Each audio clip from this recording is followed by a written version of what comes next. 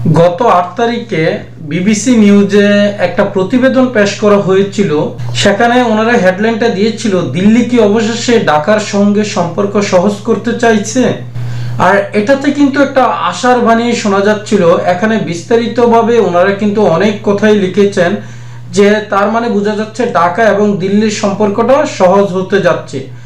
কিন্তু সাম্প্রতিক সময়ে আবার যে ধরনের উত্তেজনাকর পরিস্থিতি সীমান্তে লক্ষ্য করা যাচ্ছে, তাতে কি বলা যায় যে আসলে দুদেশের সম্পর্ক অথবা ঢাকা দিল্লির সম্পর্ক সহজ হবে এতটা সহজে? আর ঢাকা দিল্লির সম্পর্ক যদি সহজ না হয়, বিশাল আশা না করাটাও আমার মনে হয় ভালো হবে। তারপরেও বন্ধুরা, গত ৮ তারিখে বিবিসি নিউজের প্রতিবেদনে যে তথ্যটা তুলে ধরা হয়েছে, এই তথ্যগুলো আমি এখানে গুরুত্বপূর্ণ যে অংশগুলো সেগুলো আপনাদেরকে পড়ে শোনাচ্ছি। দেখেন, ওনারা লিখছে, গত কয়েক মাসে দুটো দেশের সরকার নিজেদের মধ্যে যে ঠিক বন্ধুপ্রতিম ব্যবহার করেনি, সেটাও দিনের আলোর মতো স্পষ্ট। তা সত্ত্বেও খুব সম্প্রতি এমন কিছু কিছু লক্ষণ দুপক্ষ থেকেই দেখা যাচ্ছে, যা থেকে দিল্লিতে অন্তত কোনো পর্যবেক্ষক ধারণা করেছেন নতুন বছরে হয়তো দ্বিপাক্ষিক সম্পর্কে একটা উন্নতির সম্ভাবনা আছে। এর কারণটা খুব সহজ, তাগিদ আছে দুপক্ষেরই। আসলেই তো তাই। কিন্তু আবারও নতুনভাবে এই নতুন বছরে যখন সীমান্তে উত্তেজনা তৈরি হয়েছে, তাহলে কি এই প্রতিবেদন আর কার্যকর হবে? অর্থাৎ এই প্রতিবেদনের যে একটা আশার আলো দেখতেছিলাম, সে আলোটা কি আর জ্বলবে?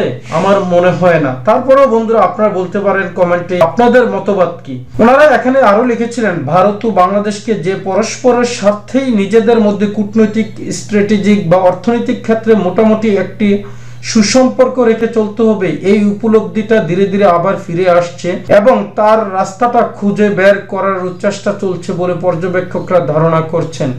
আসলে তো দুদেশের সম্পর্ক স্বাভাবিক রাখা খুবই প্রয়োজন।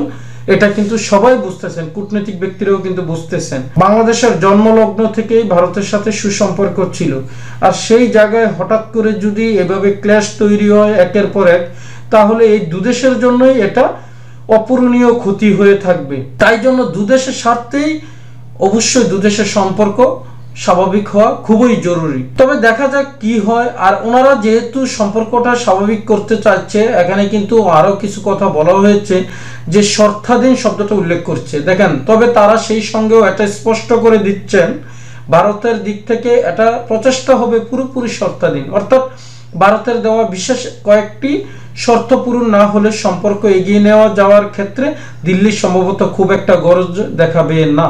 তবে দেখা যাক বন্ধুরা, আমরা আশা করি যেহেতু কূটনৈতিক পর্যায়ে একটা ভালো সম্পর্ক তৈরির আশ্বাস শোনা যাচ্ছে, সে জায়গায় তো আশা করাই যায়।